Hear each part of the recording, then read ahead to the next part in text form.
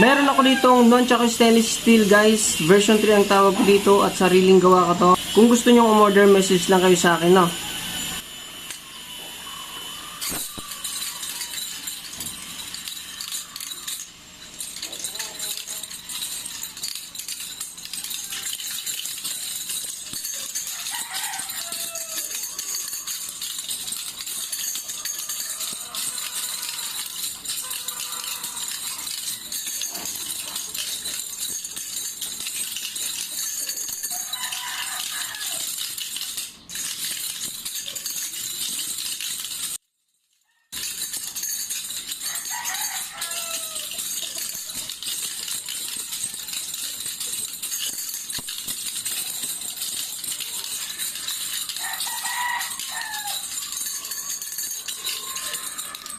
Pero kung hindi nyo pa kayang gamitin to guys, ay meron naman tayong pang beginner dyan.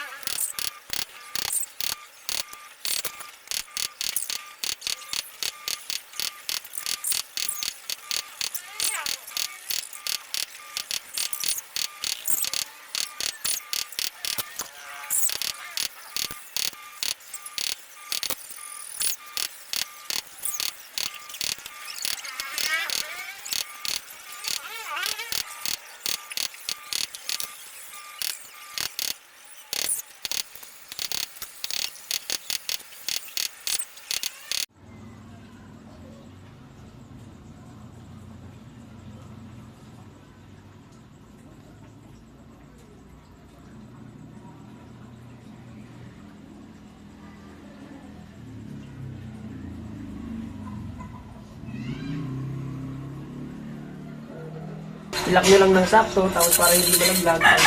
Kapag gagamitin nyo siya, magagamit nyo siya. Diba? Kahapon yung ginawa ko, eto. Yung may ano na yan, design. No? Kanina ginawa kong maga, ito yung dito. Ngayon naman, susunod natin ang gagawin ay lilinisin na natin siya. Ako lang pala, hindi na kayo kasali. Lilinisin ko na siya.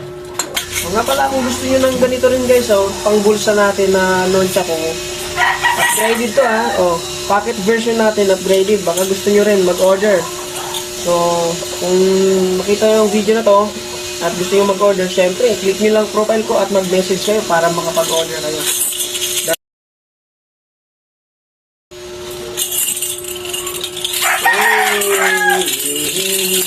Uy! Makasira pa tayo ng gamit.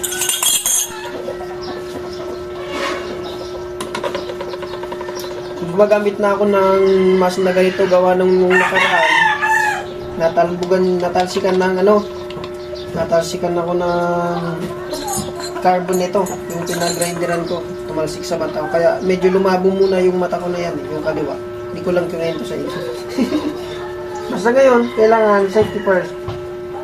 Para hindi tayo mabulag.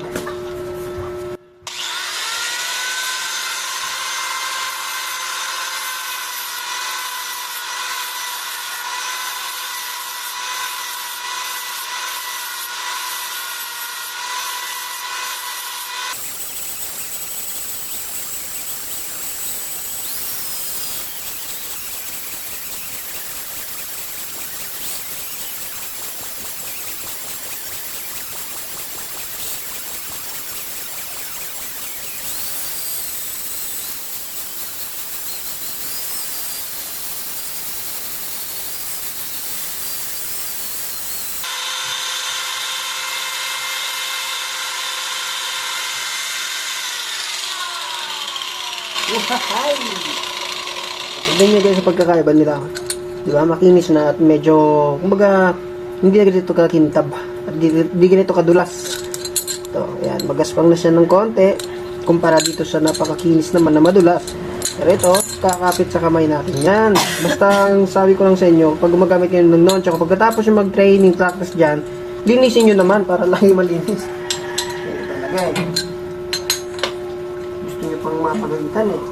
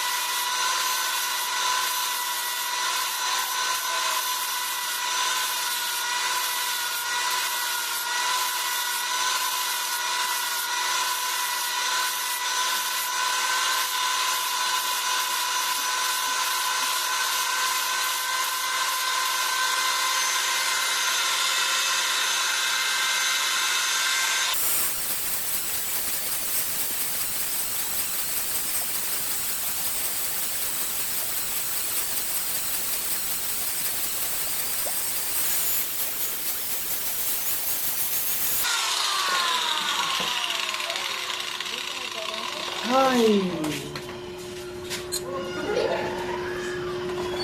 Masakit din sa likod.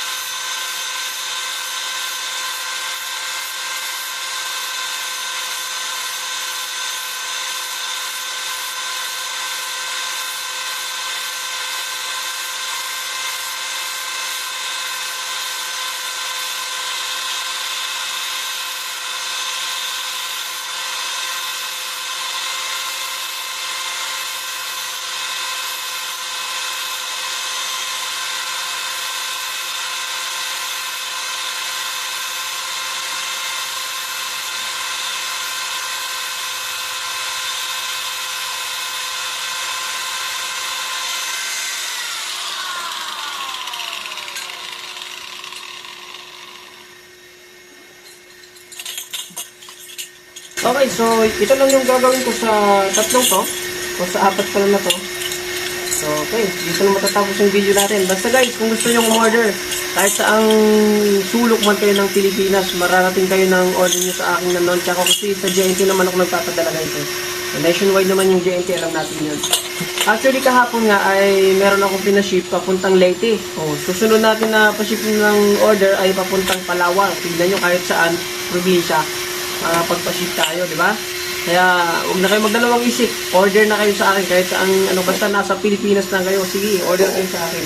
Pero guys, sabi ko nga, kung wala pa kayong, experience na nunchaku, beginner pa lang kayo, dapat in-order nyo mga ganito. Ganito, dapat mga ganito muna. Tapos kapag magaling na kayo dito, pwede na kayo mag-message sa akin para order ng nunchaku. Pero kung may experience na kayo, sabi ko nga, ito, paggawa na kayo ng stainless steel natin na nunchaku. Version 3. Ganito. With lock yan ha. Lahat ng ating mga sinusuksok, may mga lock po yan. Kaya hindi ko malalaglag yan. I-lock nyo lang ng sakto, tapos para hindi malaglag. Kapag gagamitin nyo siya, magagamit nyo siya. Diba? Ganon din naman dito sa ating packet version. Lahat naman yan, may lock po yan.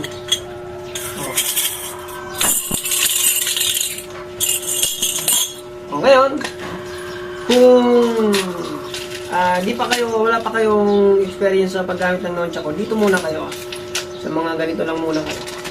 Ha?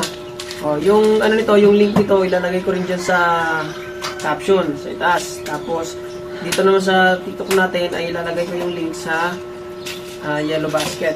So, yun.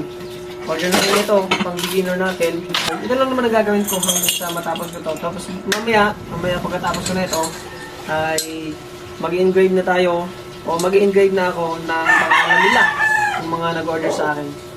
Pag umorder kayo ng nunchaku sa akin, may free name engrave na yan. Kaya maganda. So, yun lang.